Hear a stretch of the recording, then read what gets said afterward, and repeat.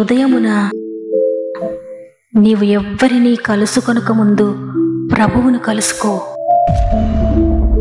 నీవు ఎవ్వరినీ చూడకముందు ప్రభువును చూడు. నీవు ఎవ్వరితో మాట్లాడకముందు ప్రభువుతో మాట్లాడు. నీవు దేనిని వెదకకముందు ఆయన రాజ్యమును, నీతిని వెదకు.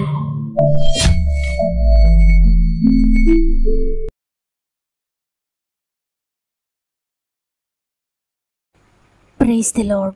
ఈ ఉదయకాలమున గాడ్ ఫస్ట్ అనే ఉదయకాల ధ్యానములకు మిమ్మల్ని ప్రేమతో ఆహ్వానిస్తూ ప్రభువైన యేసుక్రీస్తు నామములో మీ అందరికీ నా యొక్క ప్రత్యేకమైన శుభములు తెలియజేస్తున్నాను.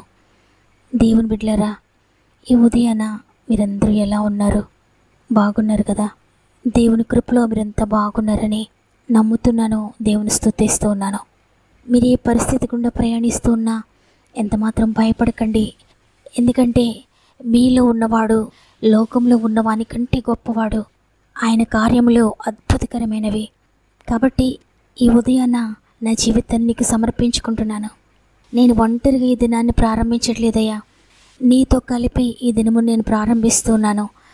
నా ప్రతి సమస్యకు నీ నుండి సహాయము తీసుకుంటున్నానని ఈ దినమును ప్రభు చేతులకు అప్పగించి వాక్యముతో ప్రార్థనతో ప్రారంభించండి. అద్భుతకరమైన దేవుని సహాయం నువ్వు పొందుకుంటావు. ఆయన నిన్ను నడిపిస్తాడు. నీ ప్రతి సమస్య నుండి నిన్ను విడిపిస్తాడు. మీకేమైనా ప్రార్థన అవసరం ఉంటే కామెంట్స్ ద్వారా నాకు తెలియచేయండి. దేవుని బిడ్డలారా, మనందరం కలిసి ఒకరికొరకు ఒకరు ప్రార్థన చేద్దాం. ఎందుకంటే మనము మన సహోదరుల కోసం ప్రార్థించినప్పుడు దేవుడు తన కార్యమును మన దగ్గర నుండి ప్రారంభిస్తాడు. కాబట్టి మీకు వీలుంటే తప్పక కామెంట్స్ అన్నీ చదవండి. అందరి కొరకు ఈ వాక్యం చివరిలో భారం కలిగి ఏక మనసుతో ఏక ఆత్మతో ప్రార్థన చేద్దాం. దేవుని కార్యములు చూద్దాం. దేవునికి మహిమ కలుగునుగాక. ఈరోజు దేవుడు మనతో మాట్లాడుతున్న మాట లూకా సువార్త 21వ అధ్యాయము 28వ వచనము. మీరు ధైర్యము తెచ్చుకొని మీ తలలెత్తుకొనుడి, మీ విడుదల సమీపించుచున్నదనెను. ఆమేన్. ఈరోజు ఈ మాటలు వింటున్న ప్రియ సహోదరి, ప్రియ సహోదరుడా, మీ తల దించుకోవద్దు, మీ తలలు ఎత్తుకొనండి, ధైర్యం తెచ్చుకోండి అని ఈరోజు ప్రభు వాగ్దానం చేస్తున్నారు.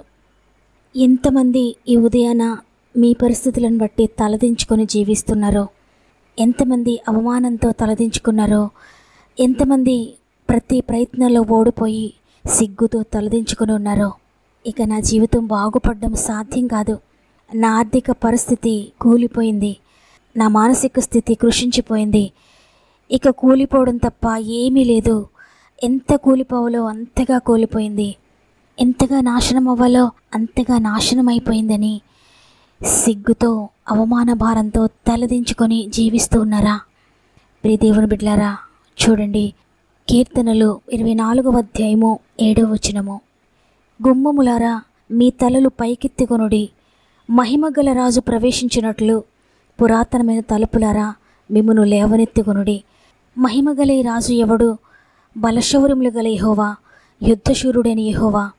గుమ్మములారా మీ తలలు పైకెత్తుకొనుడి, పురాతనమైన తలుపులారా మహిమగల రాజు ప్రవేశించినట్లు మిమ్మును లేవనెత్తుకొనుడి.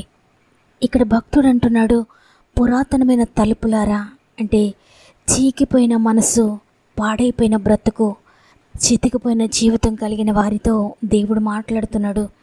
ఇక అంతా అయిపోయింది అనుకున్న స్థితిలో ఉన్న నీవు నిరీక్షణతో, విశ్వాసంతో దేవుని వైపు మీ తలలెత్తుకున్నట్లయితే, మీ తలలెత్తి దేవుని వైపు చూచినట్లయితే మీ యొక్క కూలిన స్థితి నుండి మహిమగల స్థితిలోనికి నీవు వెళ్ళబోతున్నావు. నీ పడిపోయిన స్థితిని బట్టి తలదించుకోవద్దు, నిరీక్షణతో నీ తల ఎత్తుకో. తలదించుకున్నట్లయితే నీవు ఓటమిని అంగీకరించినట్లే, సాతానుకు అవకాశం ఇచ్చినట్లే. నీ ప్రయత్నంతో నీవు ఓడిపోయి తలదించుకున్నవేమో, అయితే మహిమగల రాజు యొక్క గృహప్రవేశముతో నీ జీవితం టోటల్గా మారిపోబోతోంది. ఆ బలశౌర్యము గల రాజు ప్రవేశిస్తే నీ జీవితంలో ఇక బెంగపడాల్సిన అవసరం లేదు, దిగులు పడాల్సిన అవసరం లేదు, తలదించుకోవాల్సిన అవసరం లేదు. కాబట్టి ఈరోజు ఏ పాపము వలన, ఏ వ్యసనమును బట్టి నీవు తలదించుకొని ఇంతవరకు జీవించావో తప్పక దేవుడు నీకు విడుదల ఇవ్వబోతున్నాడు. ఏ వ్యాధిని బట్టి నీవు అవమానించబడి తలదించుకు తిరుగుతున్నావో దేవుడు నిన్ను తల ఎత్తుకొనిలా చేయబోతున్నాడు. నీవు ఎదుర్కొన్న పరిస్థితిని బట్టి నలుగురి మధ్యలో అవమానాన్ని ఎదుర్కొన్నావేమో, ఎక్కడ తలదించుకున్నావో, ఎక్కడ పడిపోయావో అక్కడే దేవుడు నిన్ను తల ఎత్తుకొనిలా చేసి నీకు విడుదల ఇవ్వబోతున్నాడు. చూడండి, హన్న అనేక సంవత్సరాలు గర్భఫలం లేక కుటుంబం మధ్యలో, సమాజం మధ్యలో, చుట్టుప్రక్కల వారందరి మధ్యలో తలదించుకొని కృషించిపోయి కన్నీటితో వేదనతో ఇక నా జీవితం అయిపోయిందేమో, ఇక ఏ విధంగానే నేను ముగించాలేమో అనుకుంటూ ఉంది. అయితే ఒక రోజున ప్రభు మీద ఆధారపడింది. దేవుని సన్నిధిలోకి వెళ్ళి మోకరించి తన హృదయాన్నంతా కుమ్మరించుకుంది. తన మనసులో బాధంతా ప్రభువుకు వినిపించుకుంది. ఆ కన్నీటి ప్రార్థనను త్రోసివేయని దేవుడు వెంటనే హన్నా ప్రార్థనకు జవాబిచ్చాడు.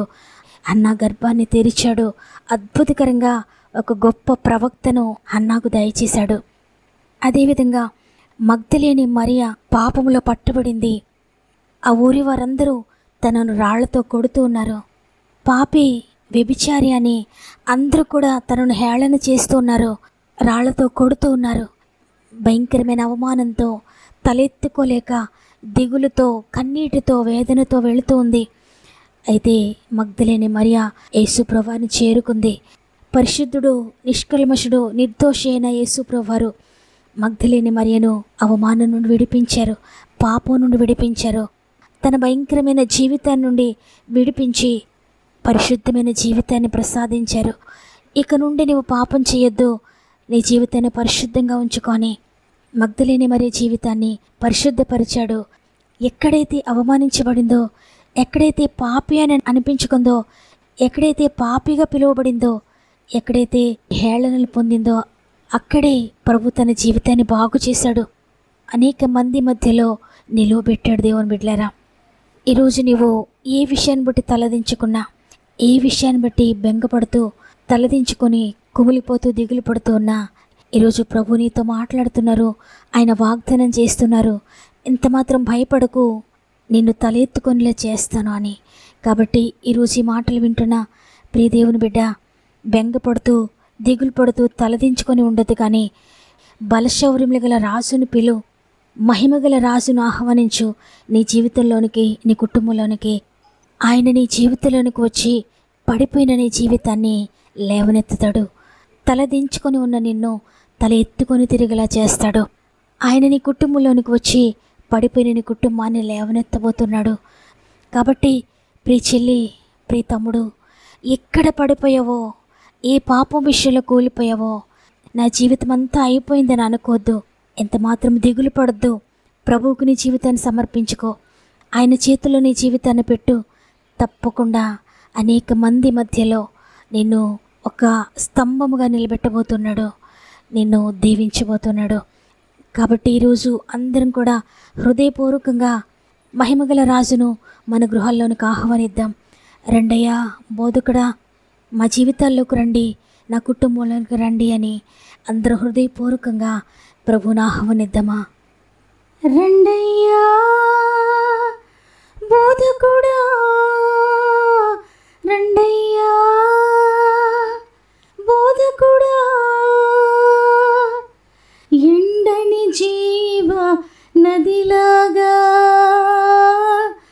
ఎండని జీవ నదిలాగా, జీవజలమా ఆత్మనాథుడా, ఎండని నదిలాగా రమ్ము బోధక. పోవు స్థలమెల్ల ఆరోగ్యమే, పారు చోటెల్ల పరిశుద్ధమే. పోవు స్థలమెల్ల ఆరోగ్యమే, పారు చోటెల్ల పరిశుద్ధమే. చేరుదాపంత సంతృప్తియే, చేరుదాపంత సంతృప్తియే. నిలుచు మేరంత పుష్టికరమే, నిలుచు మేరంత పుష్టికరమే. రండయ్యా బోధకుడా రండయ్యా, బోధకుడా ఎండని జీవ నదిలాగా, ఎండని జీవ నదిలాగా, జీవజలమా ఆత్మనాథుడా ఎండని నదిలాగా రమ్ము బోధకా, ఎండని నదిలాగా రమ్ము బోధకా. హృదయపూర్వకంగా అందరం కలిసి ప్రభువుని ఆహ్వానిస్తూ మన జీవితాలను దేవునికి సమర్పించుకుంటూ ఒక్క నిమిషం కలిసి ప్రార్థన చేద్దామా? ప్రేమగల తండ్రి, నీకు వందనాలు. తలదించుకొని ఉండకండి, మీ తలలు ఎత్తుకోండి, మీకు విడుదల సమీపించింది. ఎంత మాత్రం భయపడకండి. ఈరోజు వాగ్దానం చేశారు.